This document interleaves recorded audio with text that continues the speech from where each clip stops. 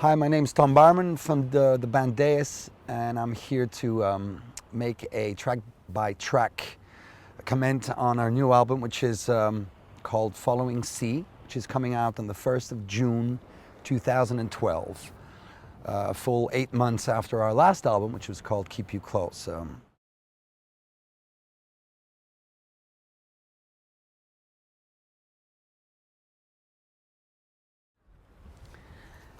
Six.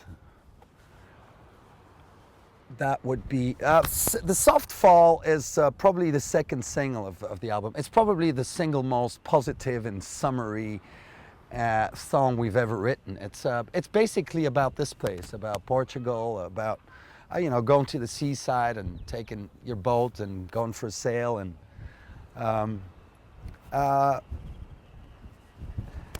it's not much to be said about it apart from the fact that Mauro is singing most of the chorus, and his voice is lending itself quite nicely, I think, to that vibe. And the song started with the bass line by Alan, which was then taken over by piano and distorted bass, and it's very preppy and it was kind of hard to write because I always need a kind of a introspective or darkish angle to my lyrics, and here I really try to avoid that and be 100% romantic.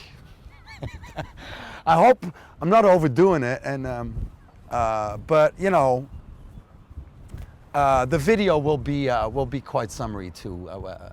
I hope it's going to be less windy than now, but you'll see that soon.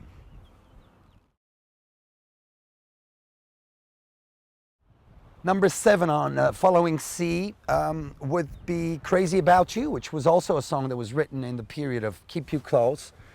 But it was, it was deemed at that time to be a bit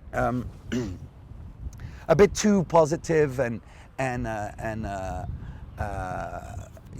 bit too poppy for Keep You Close. But there's a couple of beautiful mandolin lines written by Alan, and the song, just every time we put on the song for friends, especially the girlfriends of the guys in the band, they all went like, "Oh, you got to use that song has got to come out." So who are we to blow against the wind? So Following C was the perfect occasion to bring it out, and the song is called Crazy About You, and guess what it's about? It's not so hard to guess. The next song is The Give Up Gene, and it also started with a kind of a princey, jazzy groove by Stephen Allen. And at one point, we didn't have a song yet, so at one point Alan brings in this berimbau, which is, I heard, a Brazilian instrument which they also use for capoeira.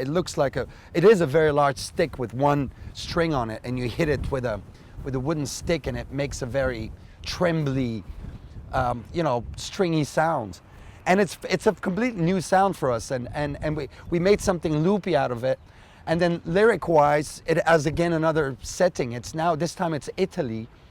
And as I said before, sometimes you just get inspired by the news or by something you heard. And this was around the period when that big cruise ship near the coast of Italy was almost sinking, and 20 people lost their lives. And I was suddenly I was going on this trip of, the arrogance of power and the fact that the captain has left the ship and left the people behind, and was even, very snooty about it, and didn't apologize. And it was just infuriating. And I just wanted to write a song from the viewpoint of the victims, but also from the viewpoint of the captain. While they're, sitting in their life rafts and, not knowing what the fuck is going on. And this captain is already in his 5-star hotel, looking to buy some socks because his socks got wet. So that's The Give Up Gene. And, it's got a very cool groove, I think, personally. I know that's not for me to say, but, what the fuck? Great song.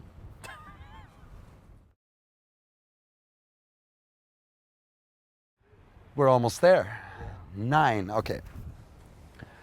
9, that song is basically a song that Mauro brought. It's also very short and spunky.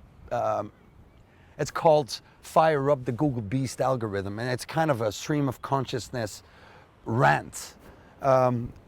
which probably if I would have written the lyrics the next day, they would have sounded completely different. It's just, again, a kind of a directness to it, and kind of a, you know, not thinking too much about what you're doing.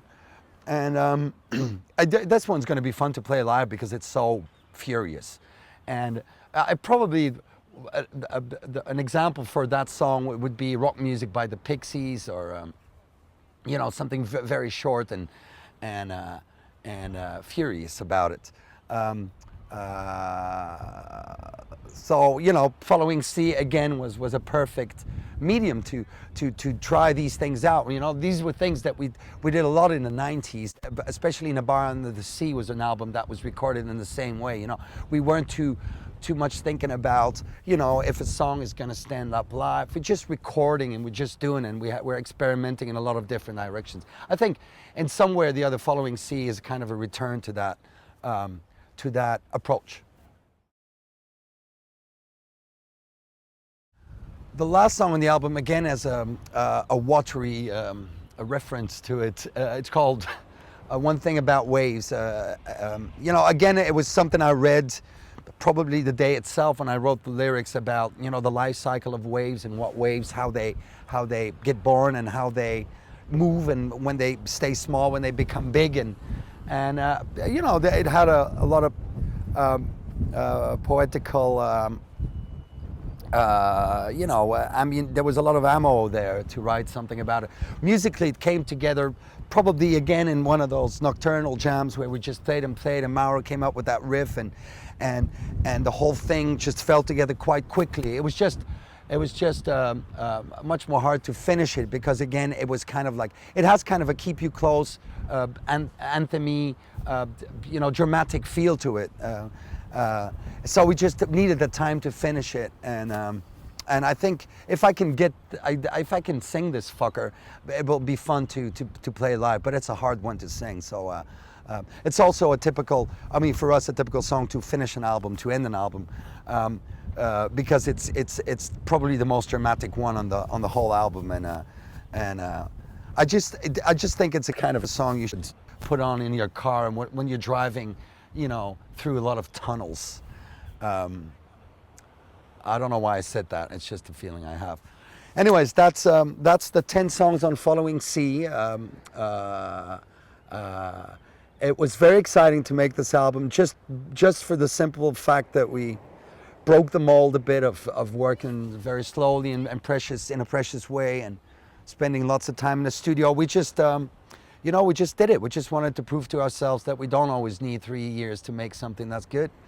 So there you go. Hope you enjoy it as much as we did.